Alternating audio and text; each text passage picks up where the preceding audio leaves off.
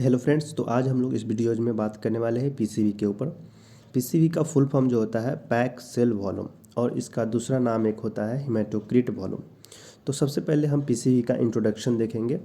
When anticoagulated blood fill in PCB tube and centrifuge at standard speed 3000 RPM and then heavy part blood consistent settle down and this volume is called PCB और haematocrit.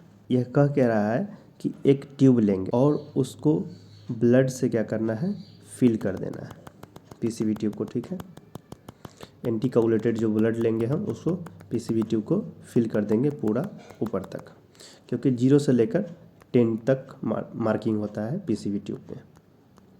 ठीक है, और इसको centrifuge कर देंगे 3000 RPM पे।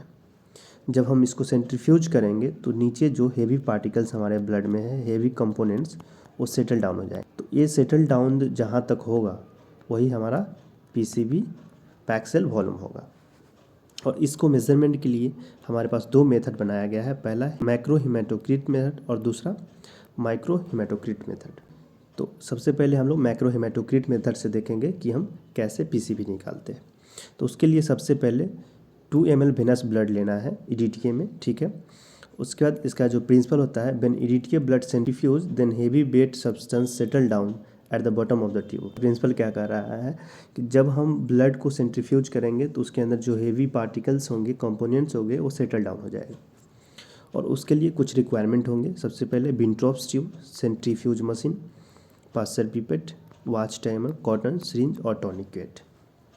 इन सभी component का हमें ज़रूरत पड़ेगा इस टेस्ट को परफॉर्म करने के लिए। तो कंपोनेंट लेने के बाद हम लोग प्रोसीजर देखेंगे। प्रोसीजर में क्या है कि Wintrobe tube filled with blood and centrifuge 3000 RPM for 20 to 30 minute and seen the mark of the tube. Fill करना है ब्लड से और उसको सेंट्रीफ्यूज करना है। उसके बाद मार्किंग हमें सीन करना है कि कितना तक मार्क गया है, वही हमारा रेंज होगा। Mark of the tube shows range of the PCB. जो मार्किंग होता है पीसीबी का ट्यूब के ऊपर, वही रेंज शो करता है। तो नॉर्मल रेंज होता है हमारे ह्यूमन बॉडी में, फीमेल में 35 से 48% और इन्फेंट में 52 से 60% और मेल में 42 से 52%। और इसके बाद हम लोग देखेंगे कि एमसीवी क्या होता है, मीन कॉप्सिक्यूलर वॉल्यूम। इसको कैलकुलेशन के बेसिस पे हमें निकालते हैं। ठीक है, तो इसका नॉर्मल रेंज होता है 76 से 96 फेमटोलीटर। इसका जो यूनिट है फेमटोलीटर है। तो एमसीवी निकालने के लिए एक कैलकुलेशन है, PCB into 10 divided by RBC. PCB को 10 से गुना करेंगे और आरबीसी जितना हमारे शरीर में होता है उससे डिवाइड कर देंगे, तो एमसीवी का नॉर्मल रेंज मिल जाएगा। तीसरा है एमसीएच, मीन कॉर्पस्कुलर हीमोग्लोबिन। यह क्या होता है कि क्वांटिटी और amount of haemoglobin present in the 1 RBC. एक आरबीसी के अंदर कितना क्वांटिटी और कितना अमाउंट में हीमोग्लोबिन प्रेजेंट होता है, उसके मेजरमेंट के लिए हम एमसीएच को देखते हैं। It is exposed in picogram. ये जो टी है इसको काट दीजिएगा, गलती से इसमें आ गया है। ठीक है, इसका जो यूनिट है पिकोग्राम है।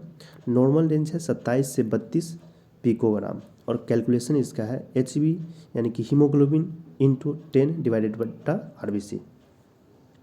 एमसीएच निकालने के लिए एचबी को 10 से गुना करेंगे और आरबीसी से डिवाइड कर देंगे।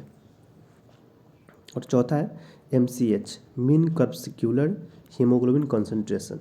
इसका नॉर्मल रेंज है 30 to 34 ग्राम पर डीएल और इसका कैलकुलेशन है HB into 10 divided by PCB. यानी कि हीमोग्लोबिन को हम 100 से गुना कर देंगे और पीसीबी से डिवाइड कर देंगे, तो एमसीएचसी निकल जाएगा। ठीक है, तो ये हमारा पीसीबी, एमसीएच और एमसीएचसी यहीं पे ख़त्म होता है। तो आप लोग इसको, ये वीडियो थोड़ा भी पसंद आया हो तो इस वीडियो को लाइक कीजिए और हमारे चैनल को सब्सक्राइब कीजिए। Thank you for watching this video.